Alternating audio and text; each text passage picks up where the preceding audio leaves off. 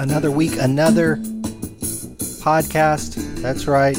Brian from Sports Card Radio back again on the R-rated podcast. Had a excellent NFL preseason week 2. Financially wise, definitely probably had one of the top 10 weeks of my entire young life. So feeling good, feeling refreshed. Have done many things this year to optimize, to better organize myself. I've changed the way I list sports tickets now. I've changed the way that I'm monitoring the day-to-day activities and the price levels, and some automations on my spreadsheets and keeping track of everything. It feels like a breeze this year. And even had year-over-year growth. Sold the exact same amount of tickets, 49ers tickets, for their first preseason game as I did last year. At least on my spreadsheet, literally they come to the exact same number in terms of data points on my spreadsheets. But this year I made about $800 more. So I feel really, really good, really positive about that. And so we're going to have a really, hopefully good, positive show talking about money, but in the sports card realm. A few topics. Why don't I run down those for you? And hopefully it's something that you're going to enjoy. Football season. I'm already knee deep in it, 2 weeks in, but most people aren't going to start thinking about it until their fantasy draft, or even until September, the first week of the regular NFL season. And it got me kind of thinking, what are the prices for the top players? So I went through the top 5 fantasy running backs, wide receivers, and quarterbacks. What are their contenders' autograph prices? And every single one of these guys has a contender's autograph. And that's something unique and good about contenders being a long, well-known brand since the very early 2000s. I think they started in 99 or 2000, made their first set. It's a good thing that set has been around because we can actually track some prices. What are these cards selling for? And better yet, what did these cards sell for last year? I have the ability to track eBay pricing up to over a year. What were they selling for last year? What about guys who were highly rated last year and they've fallen down? What happened to their card prices? We'll talk about a few of those guys as well. So some heavy football discussion in the beginning. Another topic. How important are these employees to these card companies? Obviously, the most important thing is having a license, having that relationship with the league. We've seen what happens to Upper Deck when they lose the NBA, NFL, Major League Baseball. People lose a lot of interest, even if they have something really cool going on with EPAC and some other stuff. Company becomes much smaller. Their footprint becomes much less, and the fanboys drop off like flies. How important are employees? I'll talk about a few that I know and just some general thoughts. And even down to specifics, like how valuable are certain employees at these card companies, and what would be the value if they, say, left one company and moved to the other? Next topic, we're going to talk about a baseball player who was at the very top of the food chain, prospect price-wise, the very, very top, and took a very quick and fast fall. This kid is still 23 years old, not going to turn 24 until the end of the year, and has put 20 points on his batting average in the last month, and has a hit in the last 14 out of 15 games. So we'll talk about him.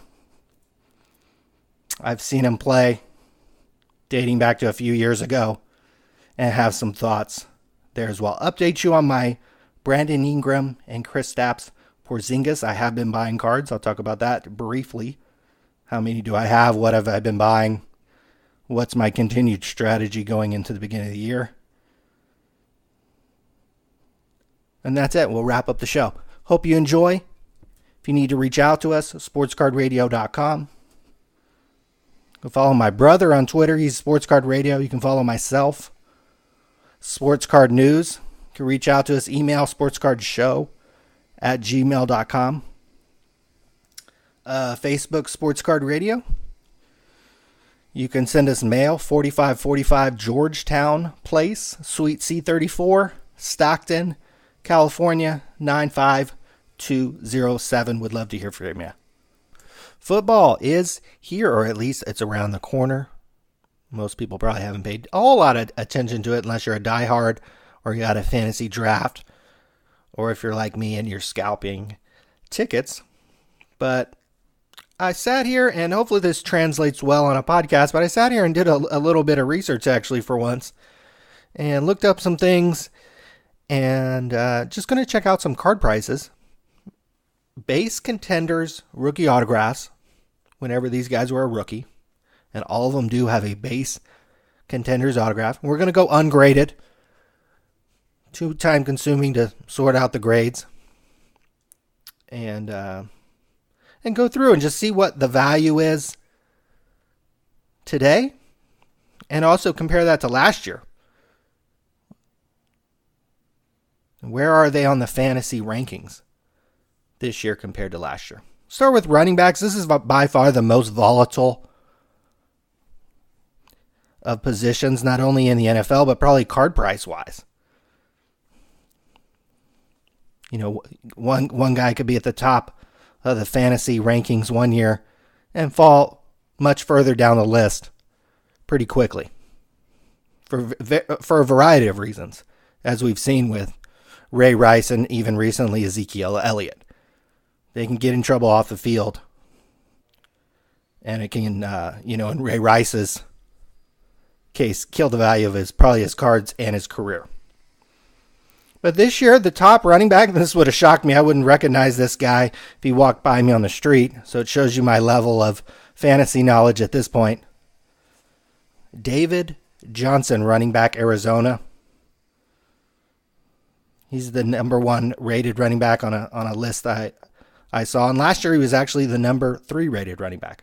Last year, could have got his contenders autograph, his 2015 contenders autograph for $45. So he's number 3 rated last year. Must have had a good year, or at least he's, had a good enough year where he's now the quote unquote number 1 fantasy rated running back. So 45 last year. This year, 25 contenders autograph is $75 approximately. So they've moved a little bit. There's definitely some movement as I looked at the prices. Maybe about $20 movement there. Number 2 this year, Le'Veon Bell. Steelers, 2013 contenders. I actually went to the rookie premiere he was at. I remember seeing him. And Landry Jones, and I think they had another kid, Marcus Wheaton or somebody, whoever a receiver was. They had a trio of Steelers there. Le'Veon Bell last year, he was ranked number 6 in fantasy. This year, number 2. I believe last year he was facing a marijuana suspension or something to that nature, and that might have knocked his value. He's been, the last couple of years, considered 1 or 2 or 3 in terms of fantasy running backs. This year, I saw that he was rated number 2. Last year, you could have got his 2013 contenders autograph for $70. And that's probably was in the midst of him, I think, this marijuana situation. This year it looks like he's holding out. But the Steelers probably don't want him to get touched anyway, so they'll welcome him back, I'm sure, week 1 or late in training camp. This year you can get one for about $80, $85. So slight movement, probably not enough to cover your eBay fees. But some slight movement upwards on Le'Veon Bell. An older running back, or at least compared to these other 2 guys, LaShawn McCoy, been a good player for a long time. Last year he was rated the number 11 back. I think he's, is much better than that. Should be much higher. This year they have him at number 3. Last year you could get his 2009 contenders for $30. This year $40. So again, not enough to probably cover your fees. So not much movement there. Same with the number 4 guy on the list, Melvin Gordon, who's rocketed up the list. Last year as a rookie, they had him at number 24. Or second-year player. About $40. Those have held steady. Number 5 on the list, Devontae Freeman. Another guy whose autograph has held steady. $20 both in 2016 and this year as well. So not a whole lot of movement for the top 5 running backs. David Johnson, Le'Veon Bell, LaShawn McCoy, and Melvin Gordon. You literally could have bought these guys' cards for about the same last year as you could this year. You didn't see a whole lot of movement there, except with David Johnson, who maybe went up about roughly $20 to $30. And he's the number 1 fantasy running back. One thing that stuck out to me here, none of these guys on the list has an autograph worth over $100. So that tells me right there that the value in these running backs is so minimal, unless you're Ezekiel Elliott, who I'm sure is selling for over $100.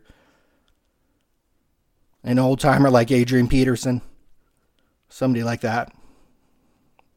Very, very rare to see a running back sell for over $100, and that's pretty scary actually for the hobby, especially the modern market. Let's talk about some guys. What happens if you fall off the list a little bit? How about Lamar Miller, who was coming in last year at number 7 on some list? His contenders was selling for 20 or 40. Well, I think he had a bad year. He's fallen down to about 13 this year. Now you can pick up one for about 4 to 10. So literally, Lamar Miller's autograph has been cut in half or more. Todd Gurley, last year was ranked number 2. Has had obvious struggles. This year he's ranked number 9 in fantasy. Last year you could get a contenders for about $100. This year about 40 or 50. Again, cut in half when you fall down the fantasy rankings as a running back. Another guy, Doug Martin, who saw early success in his career, then got hurt, then came back. Last year they had him the 8th ranked fantasy running back going into the season. Some early struggles, maybe some injuries. Last year they were selling for 15 or 20. Now you can get them to 6 to 10. Again, another cut in half when you fall off the running back ranking list. No love for older one-hit wonder running backs. Mark Ingram, strong following from Alabama. Last year they had him as the rated number 9 fantasy running back. He's never really gotten it going in the NFL. Aside from a few games here or there. They have about 18 running backs in New Orleans anyways. Last year you could get his contenders for about $10. This year, about $5. They have him as the number 22 rated back. So again, another cut in half. Lamar Miller, Todd Gurley, Doug Martin, Mark Ingram. But we're not done. Eddie Lacy. Another guy with some college fans. Last year they had him as the number 10 rated running back. $25 to $35 card, which is astonishing. This year he's fallen all the way down to number 30 in the rankings. I think he's moved on to Seattle. And that's still a $15 to $20 card, which surprises me. I can't believe people still pay that much money for his cards, but must have some college fans or some fans somewhere buying those up. But almost a drop in half. So there's 5 running backs, all ranked in the top 10 last year. Gurley was 2, Lamar Miller was 7, Doug Martin was 8, Mark Ingram was 9, Eddie Lacy was 10. All going into last year were in the top 10 fantasy rankings projected. They all disappointed in one way or the other, either through performance or through injury or through depth chart. And all of them have virtually seen their contenders card get cut in half. That should worry anybody who claims to be a quote-unquote investor of modern football cards. That wouldn't be something I'd want to stare in the face. So that is concerning. You can be a guy like David Johnson, who goes from number 3 to number 1 essentially. Highly rated running back. And his card moves $25.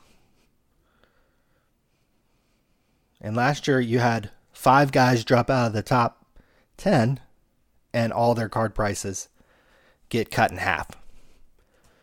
So very volatile position, very hit or miss, and mostly miss there.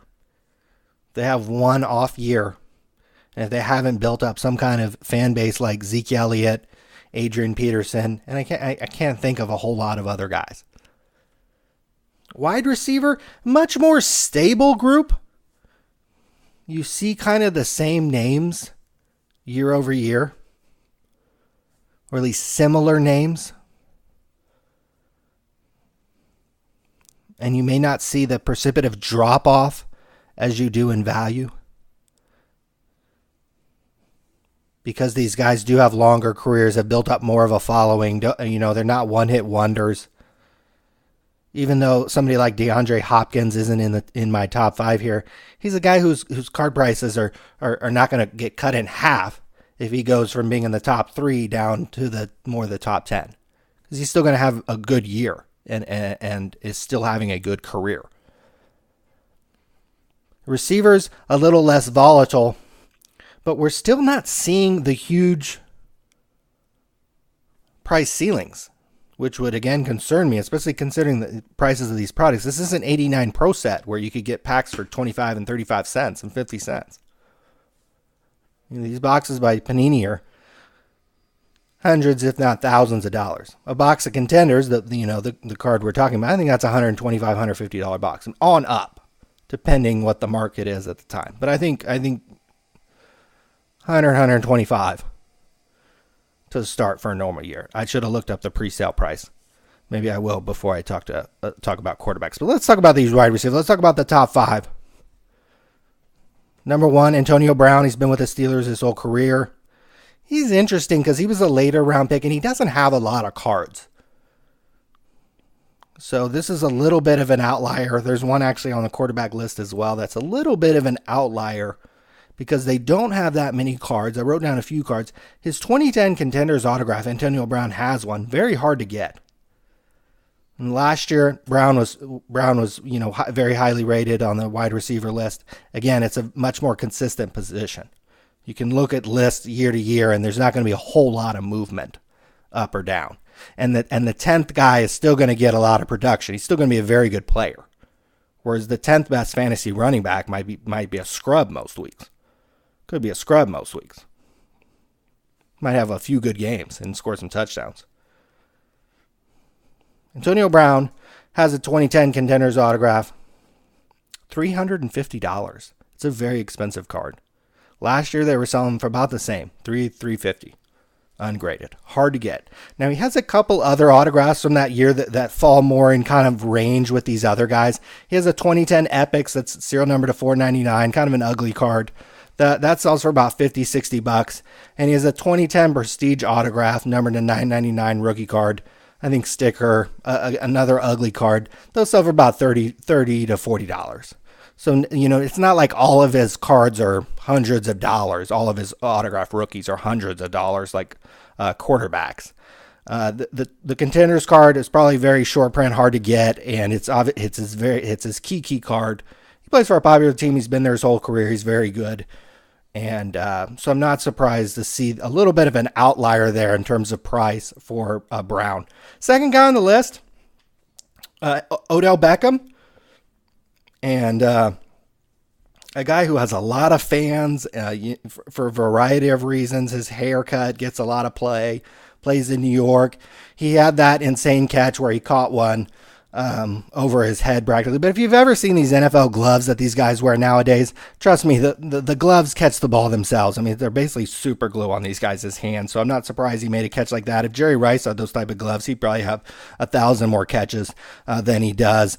But Odell Beckham, maybe a little bit of an overrated player, a little bit of a guy who gets a lot of attention. His 24 Contenders autograph rookie, about $100-$120. Anything under $100 would probably be a good deal. And those have held steady or come down maybe slightly. Last year, I have $120, $130. Anything under 100 there's a good deal. And again, no real movement in Odell Beckham compared to last year to this year. Julio Jones, interesting player. Those 2011 contenders, I believe, were redemptions and were just recently redeemed or something like that. Long backstory with those. Those sell for a little higher. Those are about $100, and those have held steady. I think actually anything under 100 there for a Julio Jones contenders might be a good deal. In terms of what they are priced. I don't know long term if they're a good deal or not. I like him as a player, but he always seems to get hurt. AJ Green came in the same draft class, and I think Julio was picked like second and Green was picked fifth or something like that, or maybe flip-flop. AJ Green's cards are 2011 contenders about $40. Last year about the same price. Not a whole lot of movement. So that's interesting. Julio Jones, same draft class, $100. AJ Green, $40.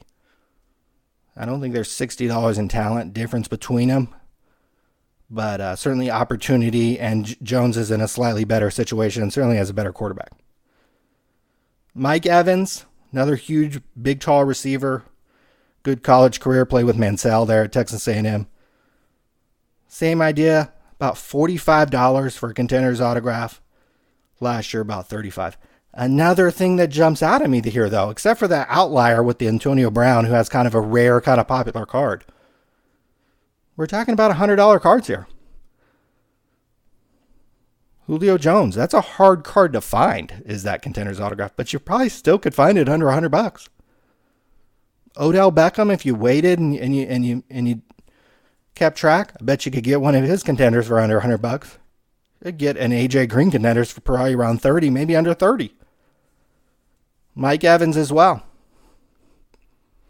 And these are the top 5 fantasy receivers. And you could have shown me this list last year, and it's about the same. Antonio Brown was high rated. Beckham, Jones, Green, Evans, Hopkins, Des Bryant. We kind of know who the top receivers are.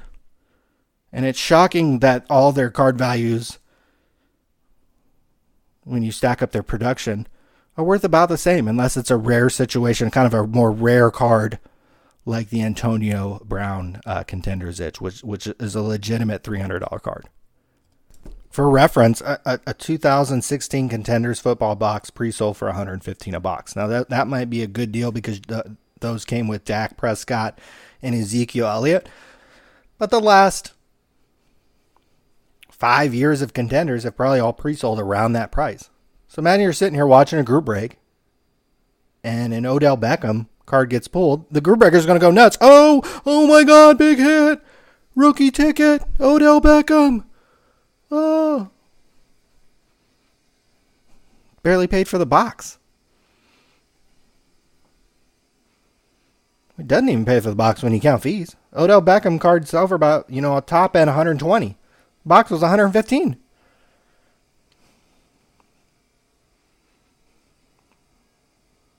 Julio Jones, $100. AJ Green, $40. Mike Evans, $45.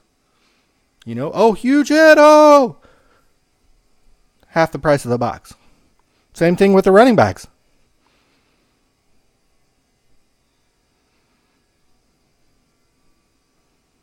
So interesting that these guys have good careers, or can have good careers, good success, and their price don't move.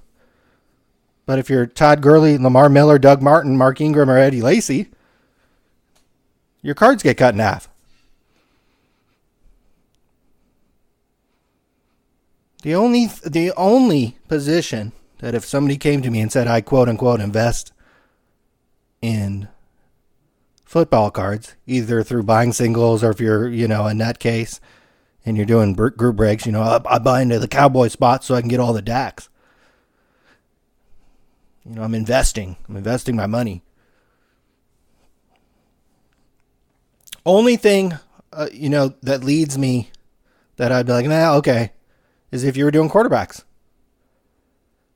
Because here's where you do see movement and in some cases some explosive movement in the last year. on the top-rated quarterback list. Another list that's fairly consistent. Some guys can kind of jump up here and there. But some of these names have been around for many, many years. Aaron Rodgers, his card prices have not moved much at all. 2005 contenders, $1,000. Wow. Last year and about this year too. To get one, it's going to run you about $1,000. Autographs 2005 contenders. Guaranteed at some point those boxes were on closeout. That was the Alex Smith, Aaron Rodgers year. Smith was supposed to go number 1 to the Niners. Niners went with Smith. Rodgers slipped to late in the first, gets picked by the Packers, sits behind Favre for several years, and those products were heavily discounted. And it took many years for that card to really be worth what it is. But there's a mid-first round pick. Aaron Rodgers, $1,000 contender autograph. Tom Brady. 2000 contenders. Again, this is a 6th round pick. Got his opportunity when the Patriots are making a deep run in the season. They had a very good quarterback. Drew Bledsoe gets hurt. Brady comes in, wins the Super Bowl, has never really looked back. Here's what's really amazing is the price movement in his 2000 contenders. It's going to cost you about $4,000 to get one. Last year, could have got one for maybe under $2,000. Those have doubled in value since the Super Bowl. And last year. That is a price movement, guys. When you go from 2,000 to 4,000. Now you got my attention. Now if you want to tell me you quote unquote invest in sports cards, and last year you were buying 2,000 contenders, Tom Brady's, for $1,500 to $2,000. And now you can sell for minimum $4,000. And if they're highly graded, they go up from there. Now you got my attention.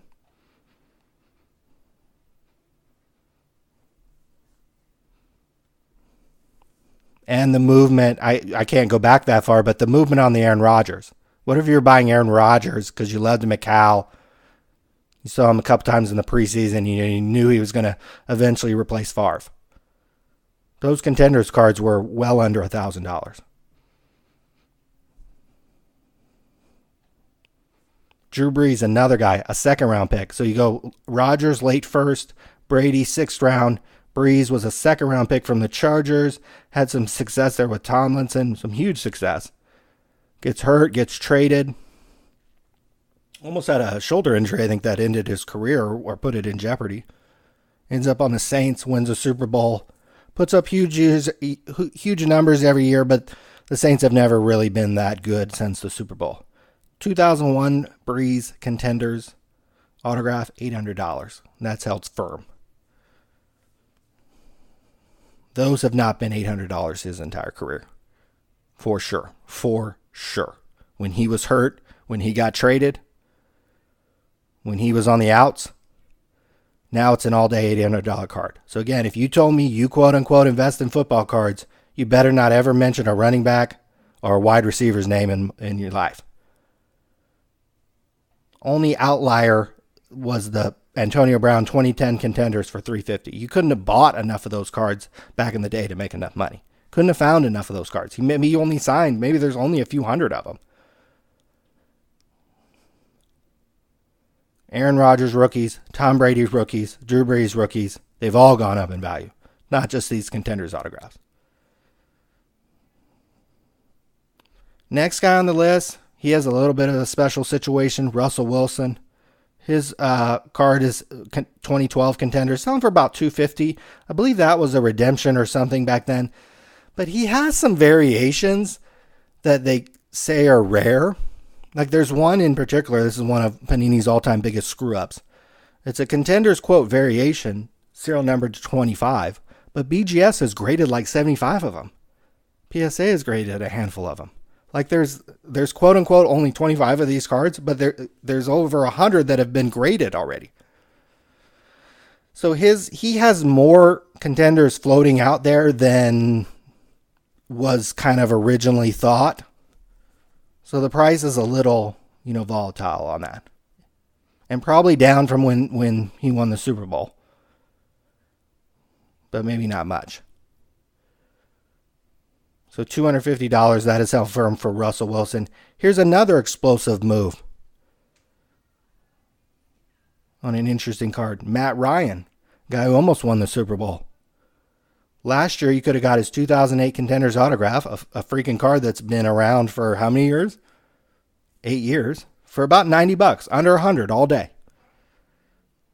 Now they're selling for $200. You can get it for maybe a little less than $200, $175 to $200. Those have doubled. Tom Brady rookies, Contenders autographs doubled. So did Matt Ryan's. Even after the loss, they're still selling for twice as much. That's pretty impressive. Andrew Luck, a guy whose cards have really held firm and sell for a lot of money. $700 for a 2012 Contenders autograph. I just don't see the movement there. What if Andrew Luck wins the Super Bowl this year? Does it double in price? Maybe it does. Maybe it goes to 15. Long term, does it hold there? Rodgers is at 1,000. Breeze is at 800. Brady was at 15 to 2. Now has gone to 4. Andrew Luck at 7? That seems like too much. Another interesting guy, Kirk Cousins, Redskins. Can buy a 2012 Contenders. He's actually the same year as Luck and Wilson. Can buy one of those for $85. Last year, they were selling for about $100. So actually down a little bit this year for Cousins. Kind of a so-so year. He's made some comments about leaving. There's a lot of situation going on there over in Washington. But here's the funny thing. If Cousins leads the Redskins to the Super Bowl, or even if he gets traded and leads another team to the Super Bowl in the next 7 years, that card's going to triple in value. Double or triple in value, as the Matt Ryan 08 Contenders did when he led his team to the Super Bowl. And Matt Ryan's been good for a long time.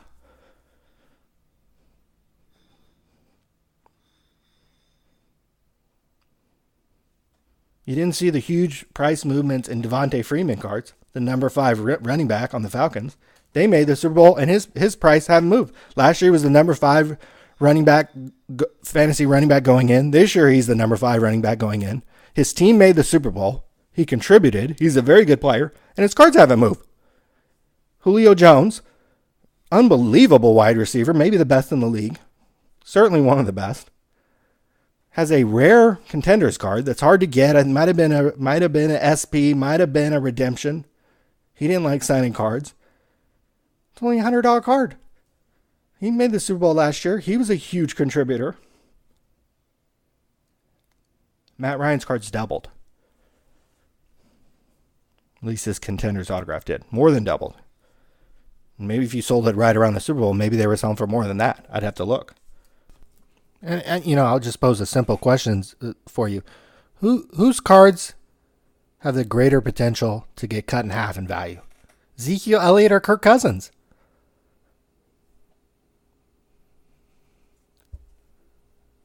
I mean, it's really not that hard. I can't believe these boxes sell for this much, and they con people into opening this stuff year after year.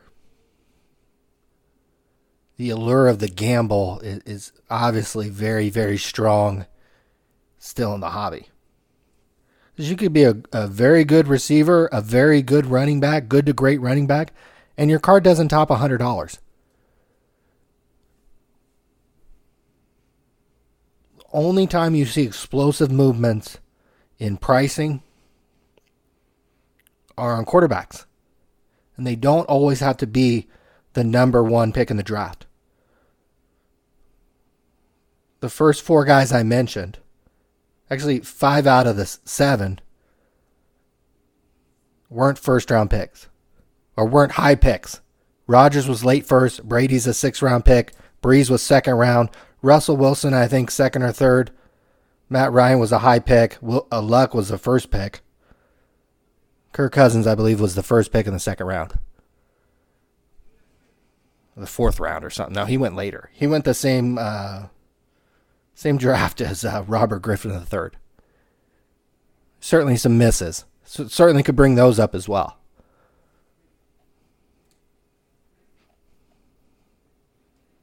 But I'd rather swing it and miss on a guy that could double in value. And not somebody like Lamar Miller, who can go from 7 to 13 and get his cards cut in half. Gurley goes from number 2 to number 9, and he's cut in half. Doug Martin, 8 to 34, and he's virtually non-existent. Mark Ingram, 9 to 22, $5. Eddie Lacy, 10 to 31, gets cut in half. You get a little bit of consistency with wide receivers, but you don't get that upward trajectory. When Julio Jones makes the Super Bowl, his cards don't sell for $500. It's Matt Ryan's cards who double. Whereas Julio Jones and Devontae Freeman, his cards primarily stay the same. You know whose cards might double in value? Topps employee Sue's. Nice person who I've met many years ago. I believe at the time she worked at Beckett. And she's held a few different roles at Topps. And like I said, has worked at Beckett before. Very nice person. Very, very popular person within the card hobby. Even while I was at the National, talking to her a couple times, each time there were people coming up to her asking her for her autograph. And I think toward the end I would joke I'd be like, oh, that's 100. Oh, that's 150. And I think I even proposed to her that she should go over to the TriStar Pavilion and let me kind of be her agent. But I remember discussing with her about she had Topps in Allen and Ginter put these serial numbered, I think they're to 10 or to 15 employee autographs. All these cards tend to sell for about $50 to $60, $75. You know, these employees, they either buy them themselves, they have a girlfriend who wants to buy them, or a friend or mom or somebody. Fanboy.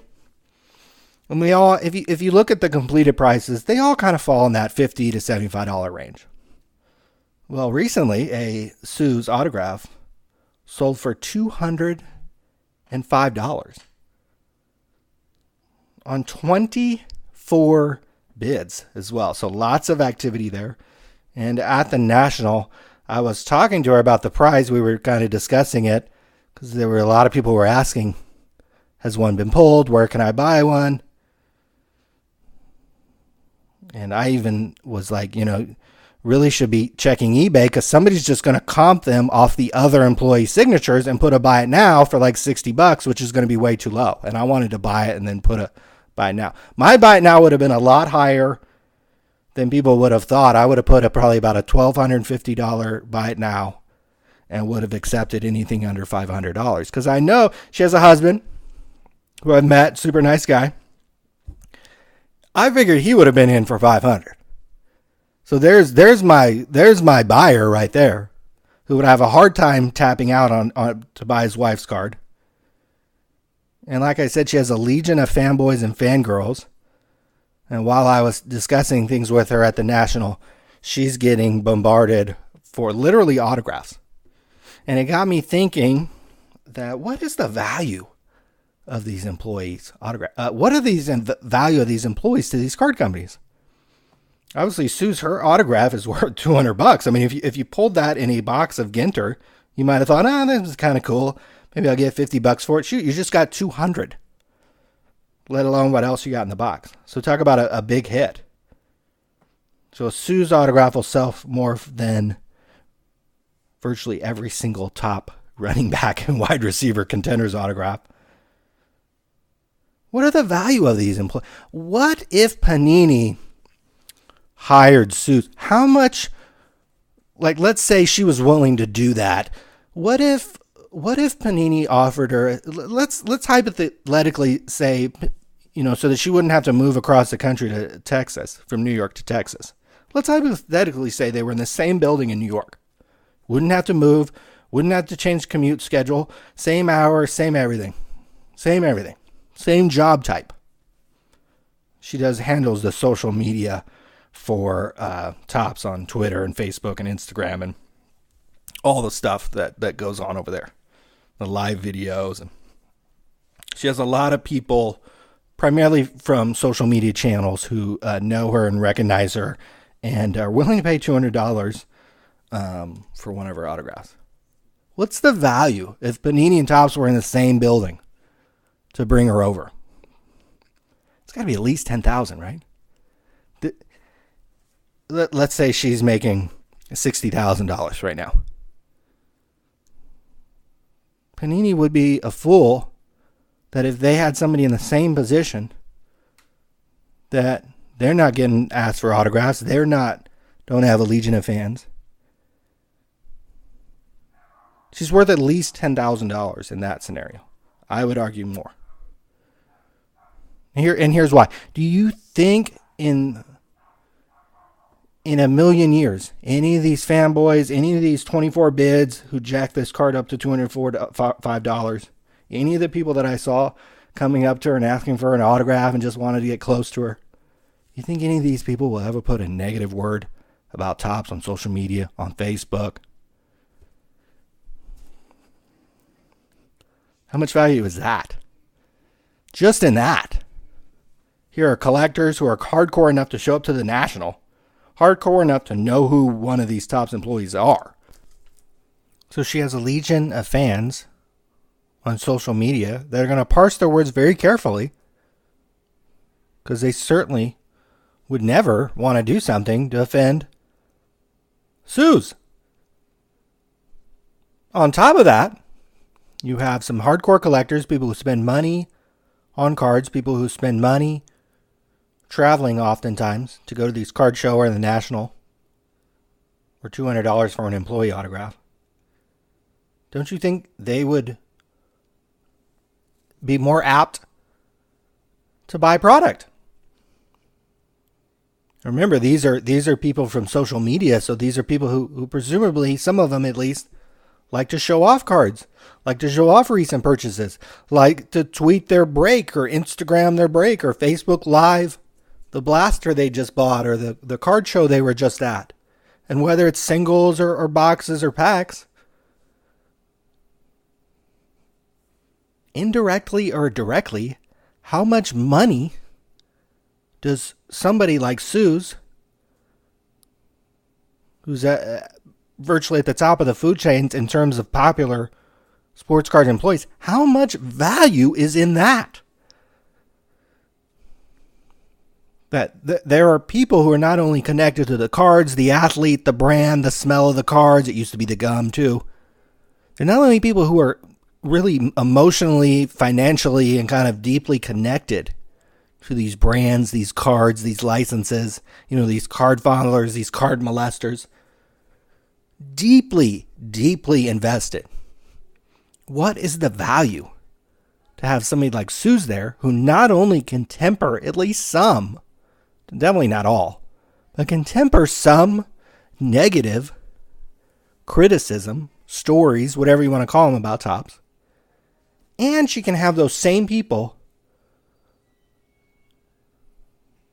go out and become consumers and share their purchases. And maybe they influence people to go out and buy. And maybe it snowballs a little bit. What is the value of these employees? It's worth at least $10,000 if Panini and Topps were in the same building. All things were equal. Lifestyle wouldn't change. Certainly, if I was in the New York area and had to go to Texas, you'd have to pay me a whole lot more than $10,000. I mean, we're maybe $10,000 a week more. Nothing against Texas. It just would certainly be a big change.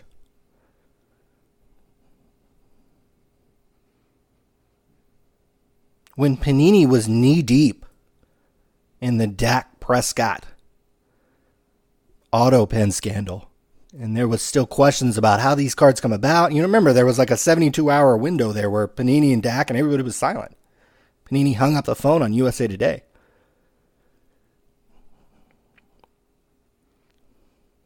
2 points about that. One, what would have been the value? What would then, what would Suze have done, or what would have been the value to have an employee like Suze in that scenario? That maybe she could have put out some kind of soft-tempered statement, even to like, hey, hold on, we're trying to figure it out.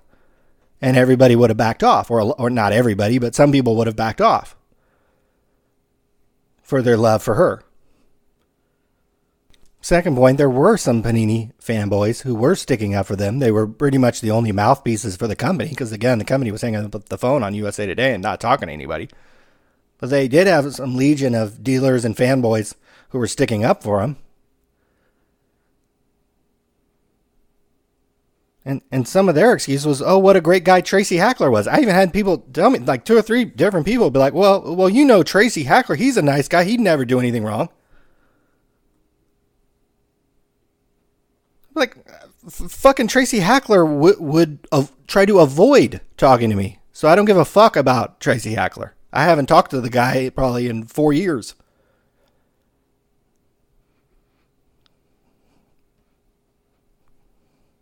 So that one didn't resonate too well with me. But it does. It does. With some people, dealers, people close to the hobby, connected to the hobby, people who follow it on a daily basis. They not only get attached to the cards and the smell of the gum and the feel of the cards and rubbing it on their dick, wiping their ass with the commons, rubbing the good ones on their dick. These people not only get emotionally connected to the cards, to the license, to the brand, they get emotionally attached to some of these employees. So that's probably something that I wouldn't have thought of or wouldn't want to have believed maybe a few years ago.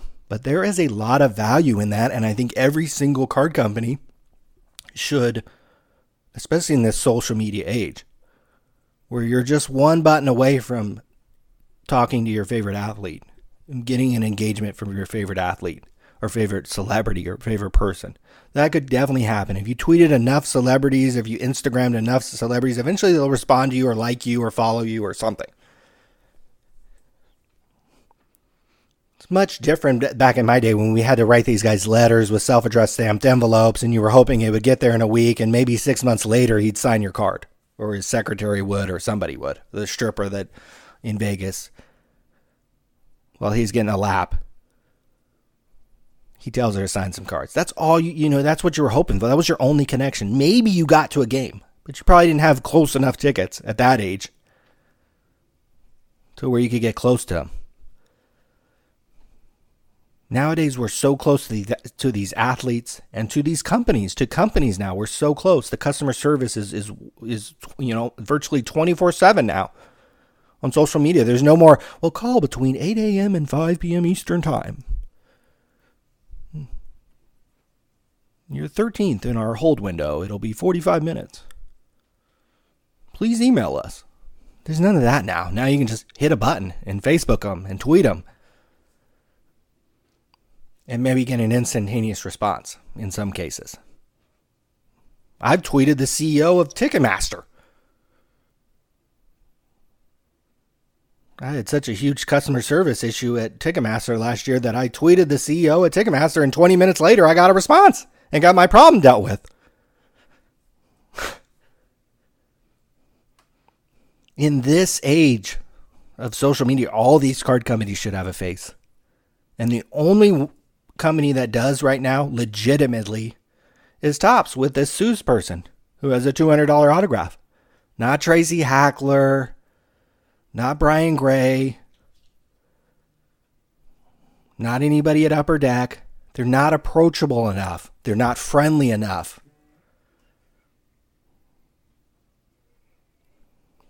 They're not daily communicating and being out in front. You maybe hear from these people every once in a while, or through the company, or through a blog post you may or may not be interested in. I believe there's a fair amount of value not only in the work that you're going to get out of this person's going to handle, most of your social media. That's probably what Suze does. She handles most of the social media, some of the stuff with the website. She probably does all types of different things during a given day. So you're paying her for that. But you're also getting a buffer because she has a legion of a few hundred or more fanboys, fangirls who love her. And they're never going to say bad things about Topps while she's there. And are probably more apt when they're looking at the shelf at Target and there's a $20 Panini blaster and there's a $20 Topps blaster. Guess which one they're going to choose?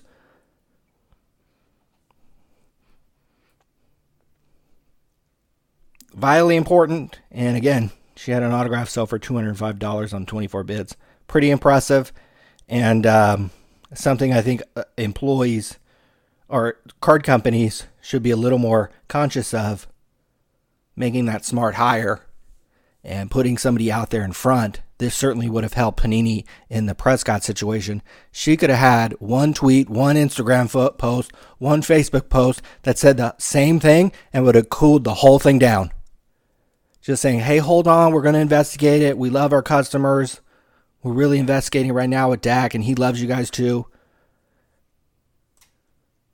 We'll give you guys an update. And people would have gone back to rubbing cards on their dick. People used to rub Byron Buxton cards on their dick up until about a year ago. And now they're, hitting the trash or the dollar bin. First time I saw this kid, he was at the top of the prospect food chain. I think he may have even been the number one prospect in baseball over Corey Seager, over Carlos Correa, over some other guys that were highly rated or not so highly rated and have come up and done stuff. Aaron Judge, you can throw that mix too. Buxton was the number one guy. He was the second pick in his draft, I think 2012 out of high school. Super young guy when he came out into the league. He's only 23 now.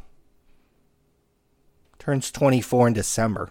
He's going to play this entire year at age 23. First time I ever saw him, his card price, this was several years ago, his card price was super high. He's number one prospect. And this was at the fall league. He doesn't, minor league teams don't come around here, so I'd never seen him, but I've heard about this Byron Buxton myth and this legend of Byron Buxton. I'm like, oh my God, I got to see this guy. First game I went to, he didn't play, and I about jumped off the upper deck at the Mesa Stadium, the Cubs Stadium, or I wanted to, when I saw that he wasn't in the lineup and wasn't going to play. First time I ever saw him. Probably the next night in Scottsdale, he was playing. And, here's the number one prospect in baseball. There's all these people trying to get his autograph. And he strikes out 4 times. 0 for 4 burger, 4 strikeouts. First time I ever seen him play. And I was like, oh my God. I think the next night, he actually got a hit. He hit one down the line that probably in most cases was a single, but he stretched it into a double, and you saw some of his tools there. Certainly in the outfield, he's a very effective player with his speed and can play probably all 3 spots, but certainly center field's the best place for him. So he struck out 4 times the first saw him. I'm like, wow, I'm not buying any of this guy's cards. What the hell? I would have hit the sell button immediately. And that's basically that's kind of how his career trended really after that. Put up some modest numbers in the minors. And the Twins maybe kind of rushed him up to the bigs here. Playing all last year at age 22. He hit a whopping .225 with 10 homers and 118 strikeouts in 92 games. So a little over half the season. So really bad. And he went from top of the food chain to, his stuff tanked. And around the time when this stuff started tanking and he's hitting 220 in the bigs last year, I started buying some cards on Checking My Cards for the first time ever. Because remember, the first time I saw him, he was top of the food chain, higher than Seager, higher than Correa, card price wise, prospect ranking wise. And he struck out 4 times. And I'm like, I had seen Correa, I'd seen Seager, and I was like, wow, anybody that thinks this guy's better than those guys right now, or maybe even into the future, I don't know what to tell you. So I was a little dumbfounded. This is a young guy. Really should probably still be in the minor league. Should be in AAA, I think, right now. Started out this year, another disaster. Hitting under 200 for a long stretch. Funny thing is, as these guys get a little older, it can come around. And he's put 20 points on his batting average in the last month, which is really hard to do in August. About a 9-game hitting streak right now. About 12 out of the last 13 with a hit. And the numbers are starting to get a little more respectable. 100 games this year, 240, 8 homers, 104 strikeouts, 21 stolen bases. More he gets on base, more steals he's going to get. He's had some notoriety. I think he had an inside the park home run. I think that's why he kind of popped into my mind. So he had an inside the park home run. That was like an insane, like in 5 seconds basically, or 10 seconds, or he ran around the bases. He's insanely fast. He's 23. But it kind of got me thinking, I have about 300 cards that are I'm probably down a little bit. Again, I didn't buy these at the peak of the market. I started buying these on the downtrend. And I'm thinking, do I want to buy another 300 more? And I racked my brain to try to kind of figure out a guy who, in baseball, that was literally the number 1 prospect, falls off the map for over 2 years, and then comes back and is an all-star caliber player. I'm not saying that he is or that he's going to be that, but what if he does? What would happen to his card prices? There's a lot of people out there that got burnt by Byron Buxton or that have negative feelings about him. He'd have to hit 50 home runs for them to jump back on the Buxton bandwagon, especially in the card community. He's going to have no problem if he starts playing well, having plenty of Twins fans who are going to love him. They're probably going to want some of his cards. Is that going to be enough? He's going to need the card community, and the card community has clearly soured on him. So I don't really have an answer. This is almost a little more rhetorical and a little bit more of just kind of posing a question. What would happen to these cards if he hits over 300? What if next year, at 24 years old, he hits 300 with 25 home runs and 35 or 40 steals and wins Gold Glove outfield? I don't know if he's that good in the outfield, but he's certainly fast enough and lanky and athletic enough to do it. I mean, here's a 23-year-old kid who certainly has a lot of ability, and it's just a really interesting case because his career's not over. He could still fulfill, as much potential as anybody has ever really had for him because he's so young, and he's starting to put it together at least recently in the last month. He'll be a very interesting because I racked my brain. I couldn't think of somebody like that. You see it in football all the time. Somebody like Matt Ryan, who's had a very good career, he makes a Super Bowl and his card prices double. He was a rookie in 2008, so 8 years after, his card prices can double. After they were pretty high, I bet originally those Matt Ryan cards were more than $100. They probably were $200, $300, $400, $500, and came down, and then re-elevated when he made a Super Bowl.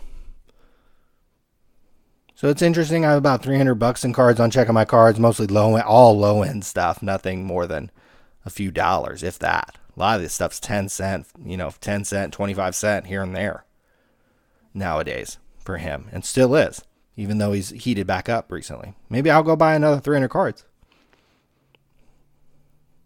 While the card prices may never reach what they were, during the hype when this guy was, higher than Seager and Correa and was the number 1 prospect in all of baseball, they certainly could come up quite a bit. And he could certainly see a rebound. I have been doing a lot of buying of Brandon Ingram. I'm up to about 34 cards. Mostly the base optic. And then I've dipped into some of the parallels, which are, $3, $4, $5 out of Prism and out of Select. People kind of like those if those get high grades, if he blows up. So I'm starting to put things together. I thought, there's kind of one of two strategies. I would spend probably about $500 to $1,000 on Brandon Ingram cards. And I guess one thought is you could probably get his national treasures for, I don't know what they're selling for now, $800 to $1,000. I guess you could just buy one of those and hope that it goes to whatever the Antetokounmpos are selling for, whoever kind of a high-end recent guy is, $3,000, $4,000, $5,000. You could certainly hope for that. When Steph Curry, this is sick. When the Steph Curry, what was that, 2009, 2010, when those national treasures came out, that was a bad year. Remember, Blake Griffin was the number one pick, missed the entire year. And Steph Curry wasn't Steph Curry until several years later. Those was a $200 card. Those Steph Curry national treasures RPAs. I literally have pictures of some that were freshly pulled from that day. I didn't pull them, but that they were on eBay. I was kind of tracking some prices back then. $200. Those are 10 or 15,000 or whatever now. Something insane. Those are insane. I mean, Tom Brady cards are insane, but Steph Curry cards are too.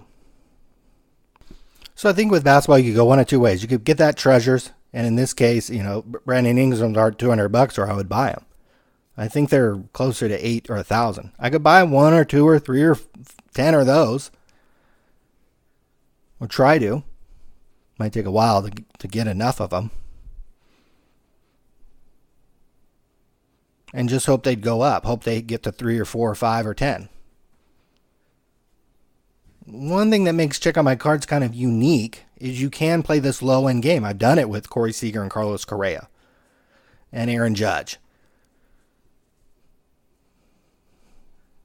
I buy 50 to 200 to 300 to 500 low-end, more lower-end cards. And in baseball, they're way cheaper. I mean, you could get Correa cards. You could have got Correa cards even at the peak for 25, 50 cents. Ingram cards are a little more. I'm paying about $1 each on up for rookie year cards. I think I'm going to spend $500 to $1,000 doing that. All on Check On My Cards. I might track some prices on eBay. I may dip in if some prices get low.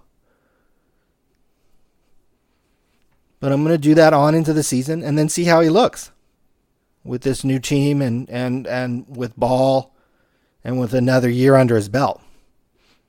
Certainly what I saw in the Summer League was reason enough for me to go home and spend $1,000 on this guy's cards. He's 7 feet. Nobody's going to want to guard him. And he's 19 years old. He's 4 years younger than Byron Buxton. To put it into some perspective. This guy's a baby. This guy's got 2, 3, 4 more years of development and kind of growth before we're probably going to see what he is. But what I saw in the Summer League was, oh my God, this guy, both ends of the floor, could be the best player. He could end up easily being the best player on the Lakers. And Lonzo Ball could be great. Lonzo Ball's going to get a lot of credit if the Lakers end up being good. But Brandon Ingram could easily be the best player. And I think we'll start to see flashes of that at the end of last year. Certainly in the Summer League, the game I was at, again, I was 6 rows behind Magic Johnson and Floyd Mayweather, so I wasn't sitting up in the nosebleeds. What I saw was a guy who is very hard to deal with. So certainly I went to the National and tried to find some cards. They were a little high at the National. There were a couple National treasures. I was willing to spend a few hundred. But anything there, I would either had to dig through some boxes or I would have had to pay too much. And so I figured I would just come home and leverage what I have on Check On My Cards and just buy a bunch of cards. Porzingis was, again, another guy that I discussed. I've bought about 20 of him. little more lower end on the Porzingis, although I have some offers in on some of his parallels. Him and Ingram are about the similar prices, even though they're a year apart and they have some different sets and some different key cards. At least for their kind of lower end stuff and the kind of the base rookies and some of the parallels off that, about the same price. Be interesting to look at their autographs and just kind of comp those up. I bet those are pretty similar too. So that's about all I got on this show. Thanks for the shout outs, everybody who has been reaching out to me on social media. People that I saw at the show. Matt, Steve, and your son. It was great meeting you guys. Sparty Hawk on Twitter. Thanks for the shout outs and the mentions over there. Really appreciate that. And I know my brother does as well. Two people that shout out the show and the site. And certainly not doing this for big money or for anything like that. But don't really have to. Had a huge week this week. So everything's going really well with me.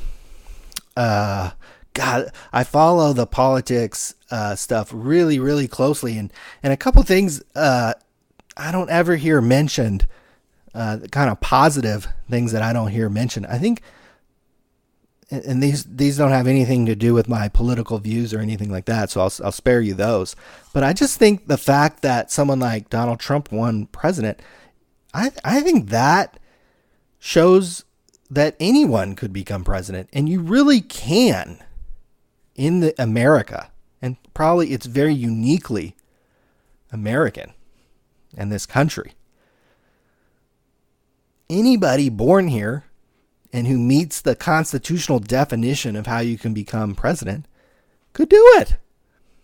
You don't have to be that smart or that talented or that well connected politically or grow up in politics. We'll probably find out at some point how much money Trump really has or doesn't have, I think.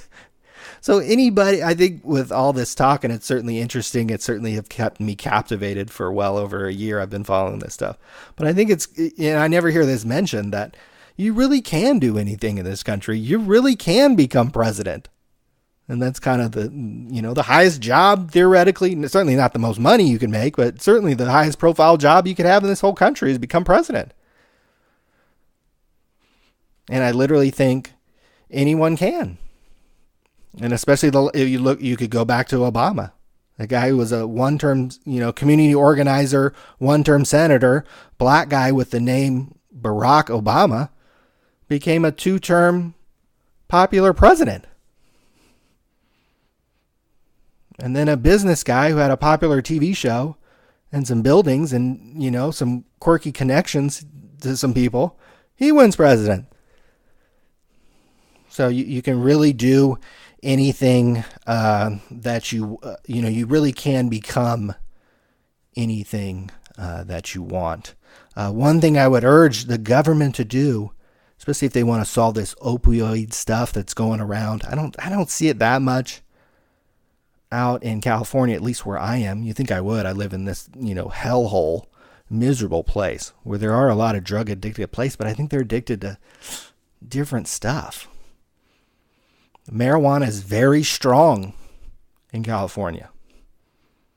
I hear about all these other states that they're inflicted with these opioid problems. I wonder if they laxed the marijuana laws and they brought in some really strong marijuana that people would get hooked or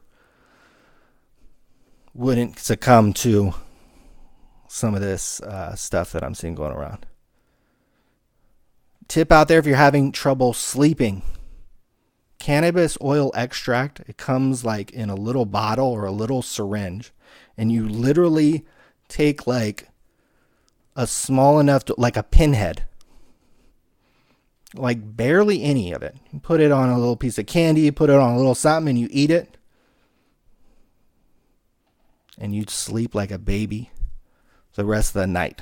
I attribute actually some of my success the first 2 weeks of the NFL preseason. Had one of my top 10 or 5 maybe financial weeks of all time. this past week. And I slept like a baby every night because of cannabis oil extract. Whereas in years past, I would have trouble winding down from waking up at 6, getting all excited. It kind of gets your blood flowing. You're selling 100, 150, 200 tickets a day. You're just ringing that cash register over and over. I have a running total of how much I've made. It gets you excited. It gets you pumped up. It gets you juiced. It's all you're thinking about. It consumes you. It's hard to go to sleep. It's hard to wind down. I tell you what, you take one little thing of this cannabis oil extract, and a scientist is the one who told me about it. Retired California chemist, told me about this. And it works. And maybe you get really high or not. I don't know. I just know that I fall asleep and I don't wake up till 6 a.m. and then I get up and I go about my day and I feel fresh. So something to keep in mind. Hopefully people open their mind up about this stuff, and don't be so closed off, because it certainly could help. I think not only with some of the addiction stuff, this crazy addiction. I mean, I'd much rather have people addicted to strong marijuana than Vicodin or heroin. So something to keep in mind. Hope you guys have a good week. I'm going to try to double down. Well, this could be another big week for me. I don't think as big as this last week, but it's going to be another, fingers crossed, another good week. So back at it Monday, but had a little time today to do this, get my mind off tickets, wind down, and talk a little bit about cards. So I hope you enjoyed, and see you guys later.